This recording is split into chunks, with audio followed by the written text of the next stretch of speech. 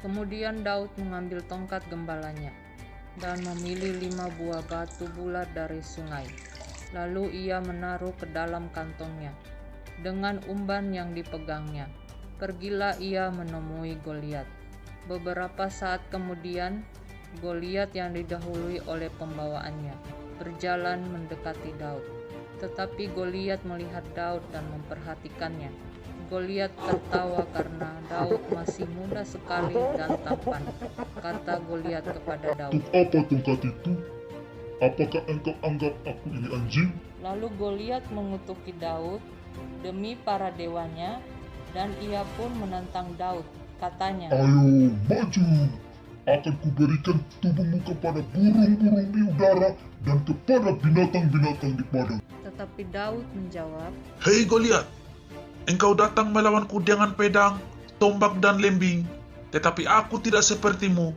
Aku datang melawan engkau dengan nama Tuhan semesta alam, Allah tentara Israel yang kau hina itu. Hari ini Tuhan akan menyerahkan engkau ke dalam tanganku, dan semua orang di sini akan melihat bahwa Tuhan tidak memerlukan pedang atau tombak untuk menyelamatkan umatnya.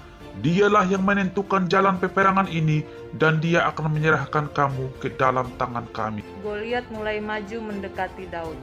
Lalu dengan cepat Daud berlari ke arah barisan orang Filistin itu untuk menghadapi Goliat. Lalu Daud merogoh kantongnya. Ia pun mengambil sebuah batu, lalu diumbannya kepada Goliat. Maka menghantam dahi Goliat sehingga pecahlah batu itu di dahinya.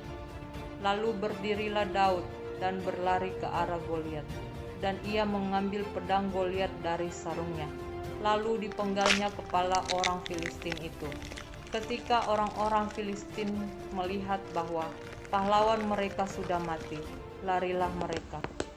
Kemudian bangkitlah orang Israel dan orang Yehuda sambil bersorak-sorak dan mengejar orang-orang Filistin sampai ke Gat dan pintu gerbang Ekron.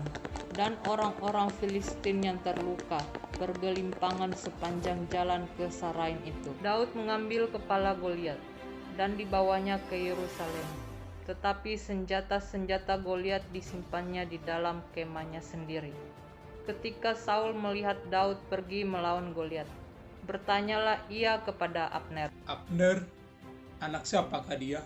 Jawab Abner. Hamba tidak tahu, Baginda. Lalu perintah Saul kepada Abner. Pergilah dan tanyakanlah hal itu. Jadi ketika Daud kembali ke perkemahan sesudah membunuh Goliat, ia dibawa Abner menghadap Saul. Daud masih menjinjing kepala Goliat. Lalu Saul bertanya kepadanya, Hai anak muda, anak siapakah engkau? Jawab Daud, Hamba ini anak Isai dari Betlehem.